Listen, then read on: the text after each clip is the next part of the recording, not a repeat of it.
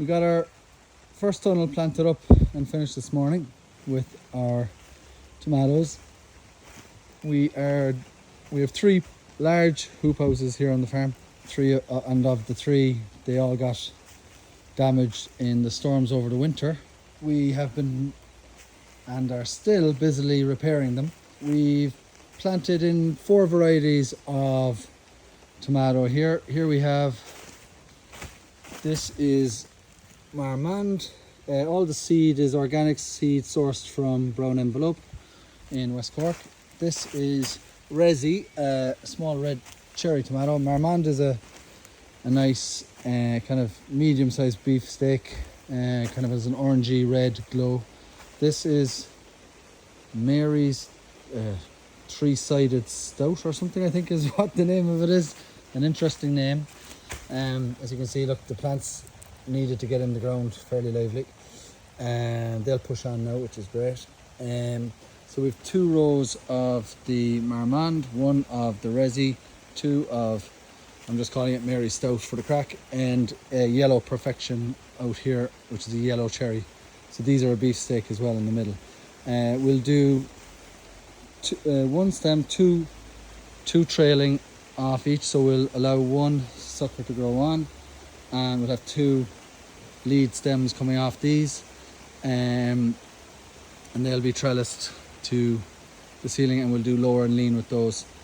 And next door then, which you can see in the tunnel adjacent, which we still have to finish, as I was saying, we're going to do the quote-unquote Dan Kittredge approach, which is we'll just leave them go and grow as they, I suppose, as they would if they were left to their own devices, with a little bit of help. So we'll run 1 string up, keep the rows on the same spacing, but the interplant spacing will be quite different. So here we've got around 60 centimeters, so 2 feet in between each plant, and on the other side, the other tunnel, we're going to do double that spacing, so about a meter 20.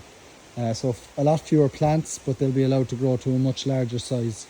So there'll be a lot more leafy greenness going on in them, but hopefully, I had one person comment saying that they experimented with this on a small scale and they saw more fruit on this approach in the early stages and more fruit in the other approach in the later stages. Now, I'd say it's also varietal dependent.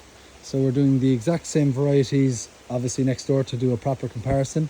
But what we're very interested in is what the cost benefit analysis is. So the opportunity cost for us putting so much labor and so much time into pruning and trellising in here, do we get the bump in yield that we need to justify that extra labor, or can we just grow the tomatoes as hands off as we will be doing with the comparative approach, and does the yield justify it?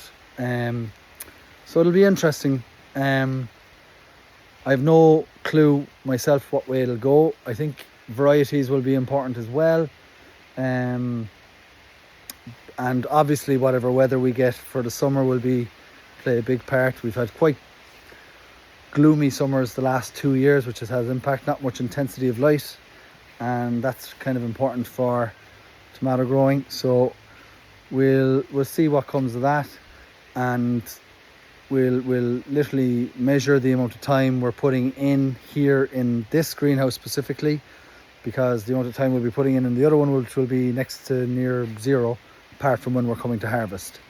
And we've also mulched this with Mypex to suppress weeds, so we'll have no weeding going on in here, but we're going to mulch the other one with our hay, so it's again cheaper.